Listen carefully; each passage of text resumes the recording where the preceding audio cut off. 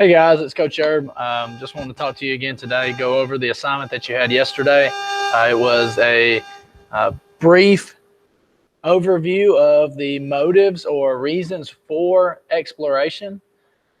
There's a lot of different reasons why, and a lot of things we can look at it, some dating back to the Renaissance and Reformation, some that were more from the actual age of exploration. But as we get into it, you were supposed to read and analyze the text and fill out the graphic organizer down here at the bottom. And the first task you had to talk about was the motives. And we looked at three, motives or categories of motives: economic motives, social motives, and political motives. So if you read the introduction, it talks about kind of what was going on. And the first thing that he even talks about is the economic motives. Is as the population grew after the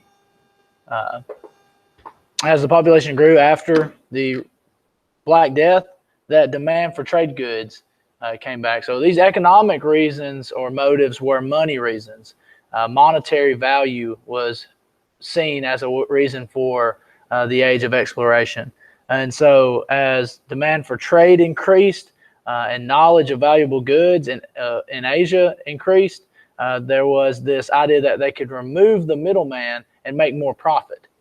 By taking out all the trading that was going on in between them, the European countries like Spain and Portugal and others, they could find value or add value to it. So that was one of the reasons for sure.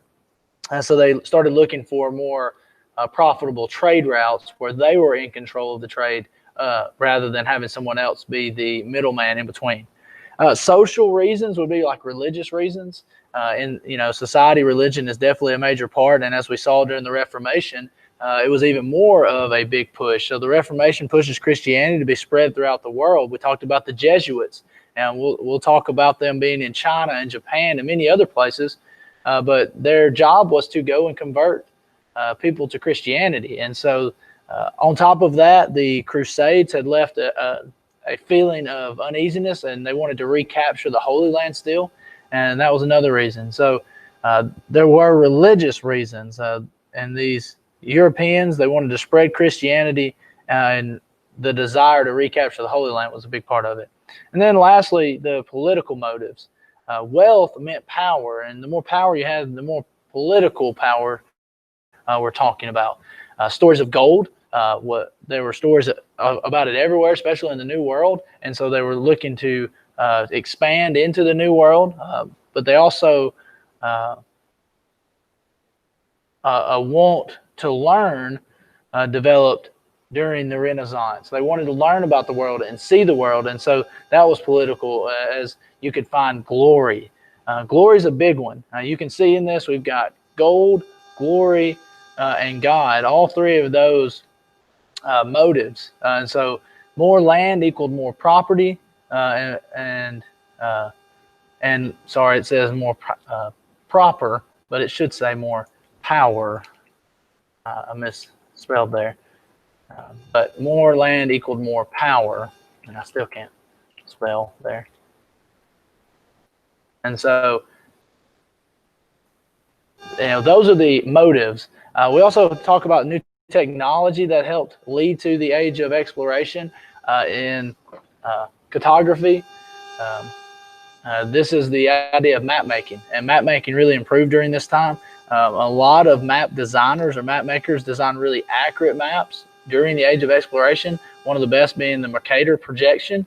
And it allowed them to have safer and further navigation. They knew where they were going, and they knew what things were in the water and where land was, and so it allowed for better trade or better sailing. The astrolabe definitely came into play. It was a Greek and Arab invention that allowed sailors to know their position on the map. Now you could look at a map and know where you were instead of just knowing that the map was there and knowing you were kind of somewhere throughout that area. You knew exactly where you are. Use the stars and allowed you to actually pinpoint your location on the map. So it allowed for better navigation. You could actually kind of pinpoint where you wanted to go. The caravel was an improvement in ships. It took the best of both worlds. It was a Portuguese ship, or the Portuguese actually improved the ship. I'm sorry.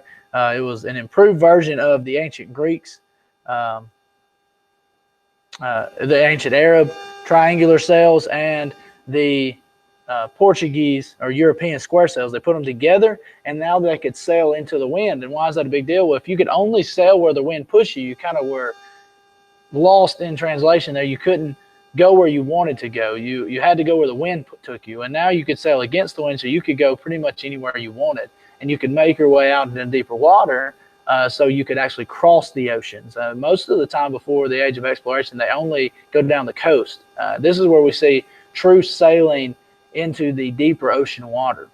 And then the rudder was adopted from the Chinese. It allowed for better control of direction, so they could really actually go where they wanted to and not be pushed and tossed by the waves. The rudder actually really helped them guide where they were going.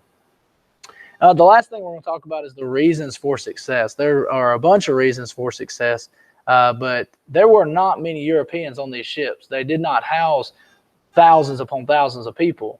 And they're going up against Native Americans who do have thousands upon tens of thousands upon hundreds of thousands upon millions of people. And so they had superior military technology. European firearms outmatched bows and arrows. That's the bottom line. A gun beats a bow and arrow most of the time. And on top of that, the things that the Europeans brought to the country, like horses, terrified the natives. Metal armor was much more effective than the armor or the clothing that the Native Americans would have. And the Europeans also used rivalries against each other. So Native American rivalries, they would pit the two against, and one would wipe out the other, and then they would come in and clean everything up.